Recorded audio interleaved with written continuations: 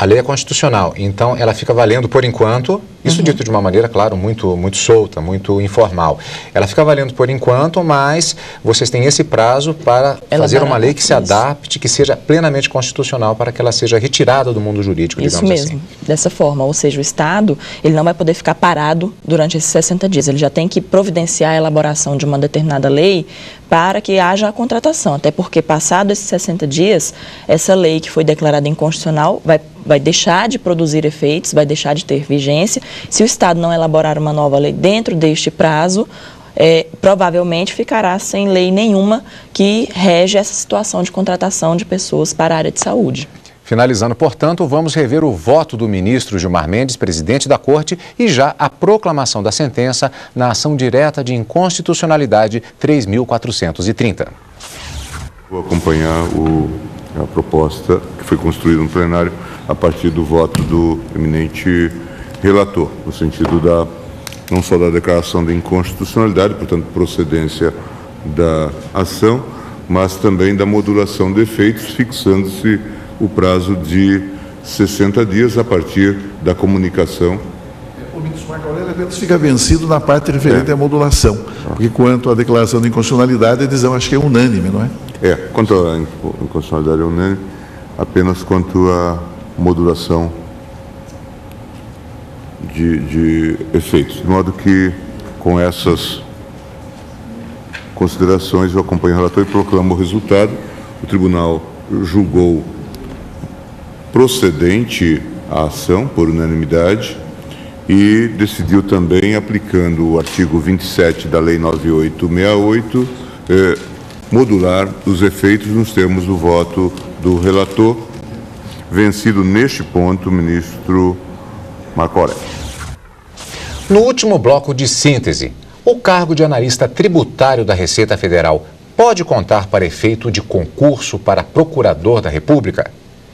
E outra pergunta para os ministros do Supremo. O chamado crédito-prêmio do Imposto sobre Produtos Industrializados, o IPI, foi extinto ou ainda está em vigor? As respostas depois do intervalo. Síntese está de volta com mais um destaque da sessão plenária do Supremo Tribunal Federal desta quarta-feira, dia 12.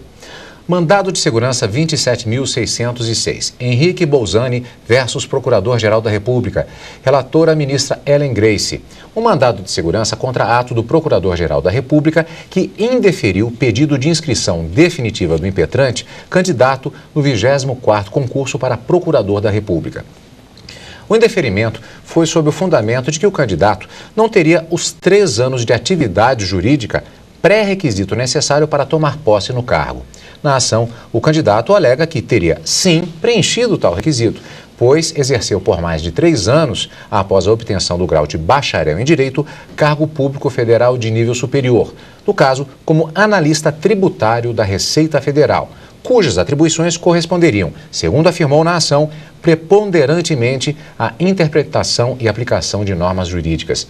Lídia, o problema aqui é se esta função na Receita Federal e ainda uma outra, que também faz parte do processo, em uma instituição de ensino superior, se poderiam ser consideradas como atividades jurídicas para efeito do concurso. Isso mesmo, até porque a legislação hoje brasileira prevê que para que uma pessoa faça um concurso público, por exemplo, para a magistratura ou para algum órgão do Ministério Público, ela teria que ter 3 anos de atividade jurídica. E sempre existem na Justiça várias ações questionando o que seria uma atividade jurídica ou não.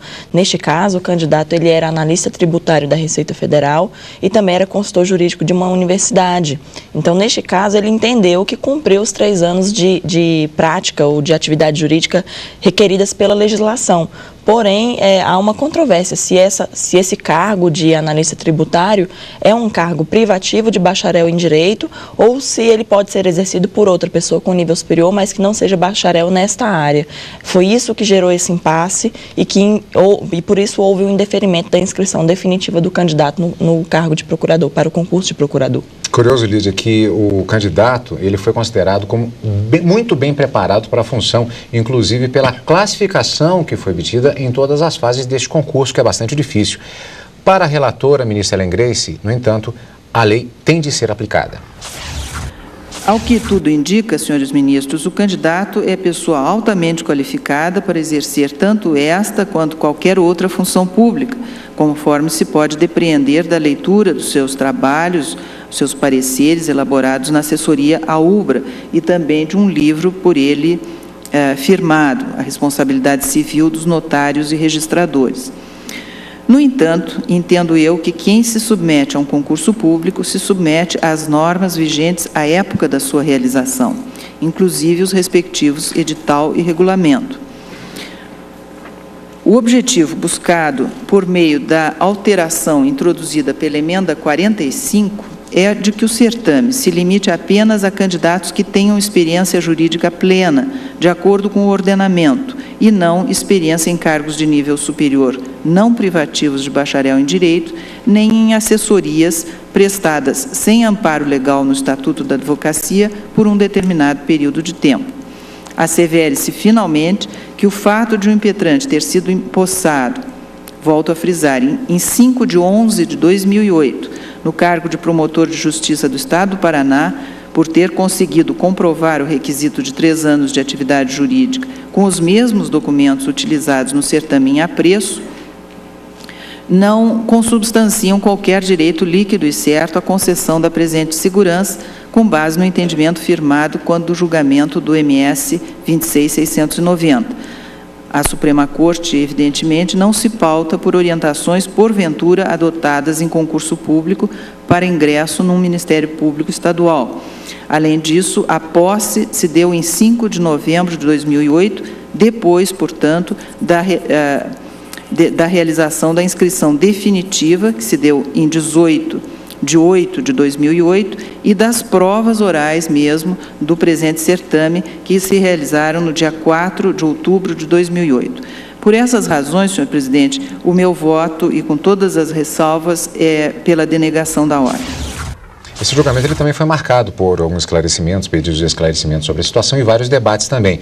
Mas, no frigir dos ovos, com o perdão da expressão, no final das contas, apesar das próprias considerações feitas também pelos ministros, pelo fato dele ter se revelado preparado, até com publicação de livros sobre o tema, como disse a ministra Helen Grace, ficou prevalecendo o entendimento de que ele não teria cumprido a exigência de 3 anos, como estava colocado claramente no próprio edital do concurso. Isso mesmo, a ordem que ele requereu no mandado de segurança para poder continuar fazendo a sua inscrição definitiva no concurso foi negada, então ele não pode mais continuar participando do concurso para procurador, embora, como você falou, tenha passado nessas outras fases anteriores com notas excelentes e seja uma pessoa preparada para exercer o cargo, mas descumpriu um requisito que é essencial e previsto em lei. Neste concurso, o que não impedirá de participar de novos concursos para escolha de procurador, até porque cumprido esse pré-requisito. Isso, cumprido o pré-requisito, inclusive um dos fatores que influenciou nesse prazo do candidato ou não foi o fato de que